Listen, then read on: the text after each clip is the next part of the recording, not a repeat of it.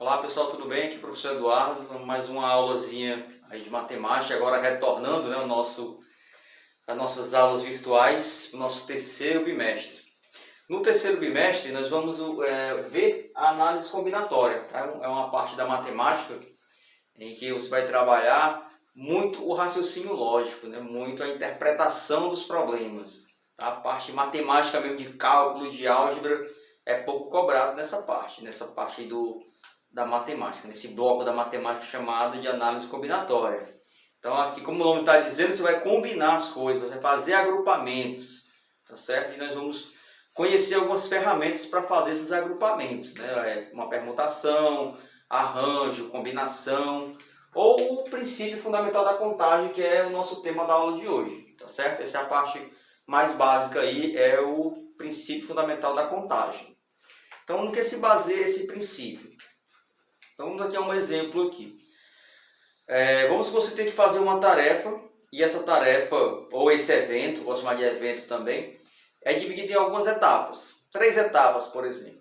E para você fazer a primeira etapa, você tem algumas opções para escolher para concluir aquela etapa. Na etapa 2, você também tem outras opções para escolher para juntar com a etapa 1. E na etapa 3, mais uma gama de opções para que você possa juntar com as duas etapas e concluir essa tarefa. Então, essas opções aí, né, você vai ter no final você tem várias opções de escolha, né? Várias opções de escolha de realizar aquela tarefa, tá certo? Então, o problema seria quantas são essas opções? De quantas maneiras distintas você pode efetuar essa tarefa? Ou você pode concluir esse evento? Então, a análise combinatória se baseia justamente no estudo dessas combinações, tá certo? Então, para o princípio fundamental da contagem, nós vamos fazer aqui uns 3 exemplos de como é que é a aplicação aí desse princípio, tá certo? O princípio fundamental da contagem também é conhecido como princípio multiplicativo, já que para que você tenha essa quantidade aí de opções, saiba quanto é essa quantidade de opções, você vai fazer a multiplicação das suas opções na primeira etapa, na segunda etapa e na terceira etapa. Tá certo? Então vamos aí à leitura do primeiro exemplo para a gente ver como é a aplicação aí desse conceito, desse princípio fundamental da contagem. Vamos aí à leitura da questão. Bem, pessoal, a primeira questão fala o seguinte: a seleção brasileira de futebol dispõe de 3 tipos de camisas, 4 tipos de calções e 2 tipos de meia. De quantas maneiras distintas pode-se montar o uniforme da seleção? Bem, pessoal, então qual seria a tarefa? A tarefa é montar o uniforme da seleção, tá certo? Ele tem aqui várias etapas, você vai precisar de uma camisa, um calção e um par de meias, tá certo? Então, como é que eu vou saber quantas opções eu vou ter, quantas opções eu posso formar com essas 3 camisas, 4 calções e 2 meias? É aquilo que eu falei do princípio fundamental da contagem. Você tem 3 opções para escolher a camisa e 4 opções para os calções e 2 opções para as meias. Então, no princípio multiplicativo, você vai multiplicar as opções que você tem para concluir essa tarefa. Então, seria 3 vezes 4 vezes 2. Né? Isso aqui vai dar 24. Então, você tem aí 24 maneiras distintas de montar o uniforme da seleção, tá certo? Com uma camisa, um calção e uma meia. Então, é basicamente isso. Você lê a questão, interpreta a tarefa que é para fazer, ou o evento que vai acontecer, e vê as opções que você tem aí para montar essa tarefa. Identificadas as opções, você faz a multiplicação dessas opções, tá certo? Vamos para mais um exemplo aí sobre o princípio fundamental da contagem. Bem, pessoal, aqui o nosso segundo exemplo diz o seguinte: de quantas maneiras distintas um passageiro pode ir de ônibus da Barra do Ceará para Messejana, passando obrigatoriamente pelo terminal do Papicu? Sabendo que da Barra para o terminal do Papicu, ele dispõe de 3 opções de ônibus, e do terminal do Papicu para Messejana, ele dispõe de 4 opções de ônibus. Bem, pessoal, então vamos analisar aqui qual é a tarefa que é para ser feita, né? Qual é o evento que vai acontecer. Então, a pessoa vai sair da Barra do Ceará para Messejana, passando obrigatoriamente pelo terminal do Papicu, certo? Sendo que da Barra do Ceará para o Papicu, ela tem 3 opções de ônibus.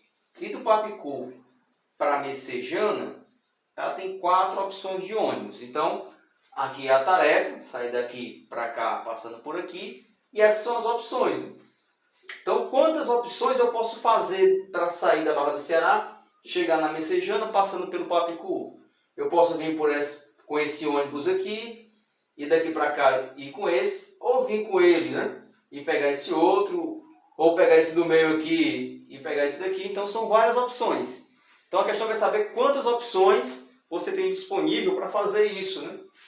Então, na primeira etapa, que é sair da Barra e passar pelo Papicu, você tem 3 opções.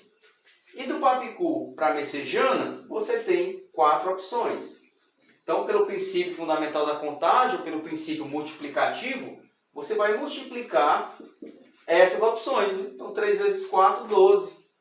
Você tem aí 12 maneiras diferentes, 12 maneiras distintas de sair da Barra do Ceará e chegar na Messejana passando pelo Papicu. Tá certo? Então, veja que não é tão difícil você identificar essas etapas, tá certo?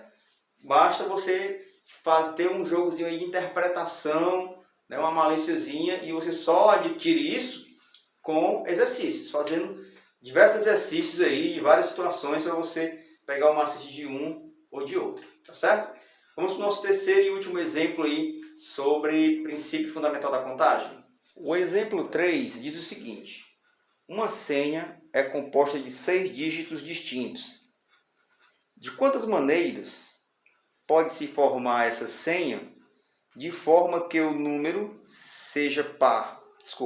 De forma que o primeiro número seja par e o último número seja ímpar. Tá certo? Então, uma senha composta de 6 dígitos distintos. De quantas maneiras podemos formar essa senha de forma que o primeiro número seja par e o último número seja ímpar? Bem, pessoal, então o evento agora, né, a tarefa agora é você montar uma senha de 6 dígitos, tá certo?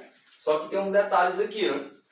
Esse primeiro número da senha tem que ser par e o último número da senha tem que ser ímpar.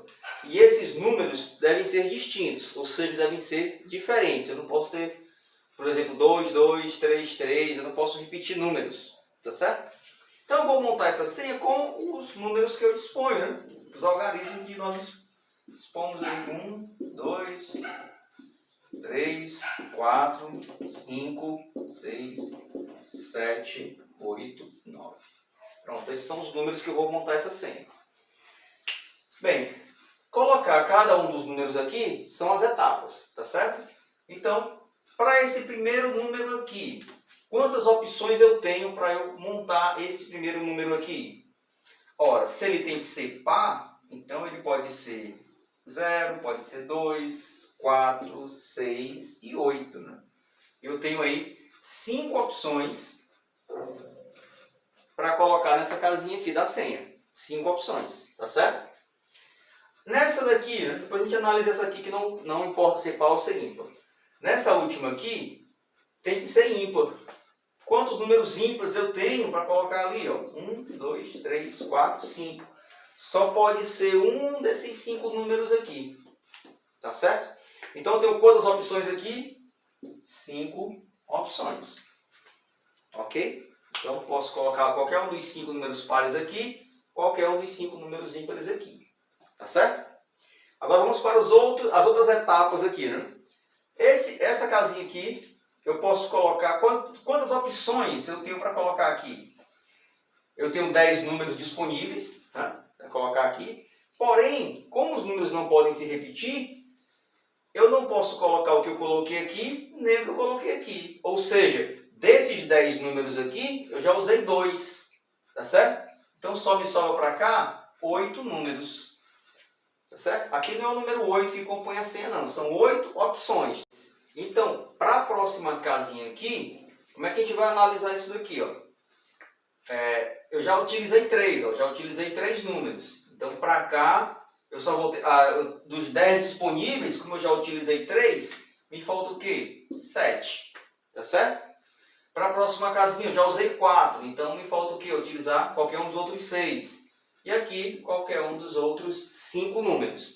Então, assim eu estou formando aqui as minhas opções. Então, quantas senhas eu posso formar? É só você fazer essa multiplicação aqui, ó. Essa multiplicaçãozinha aqui, tá? É um número bem grande, né? Vocês façam aí essa multiplicação e seria a quantidade de senhas que eu posso fazer com essas restrições, né? Aqui sendo par e aqui sendo ímpar. E essa questão de formar números, né? Aqui na parte do princípio fundamental da contagem, do princípio multiplicativo, tem muitos exercícios, né? Ele coloca algumas restrições, tal que o número seja ímpar, seja múltiplo de 3, então a gente trabalha muito essa questão de formação de números com o princípio multiplicativo, tá certo? Então esse é o nosso terceiro exemplo. A gente vai aqui encerrando essa aula, ok? Eu vou deixar as atividades lá no Google Classroom, referentes, né, a essa primeira parte do conteúdo. E possivelmente eu vou resolver algumas questões dos exercícios que eu enviar para vocês, tá ok? Então pessoal, valeu, até a próxima, tchau!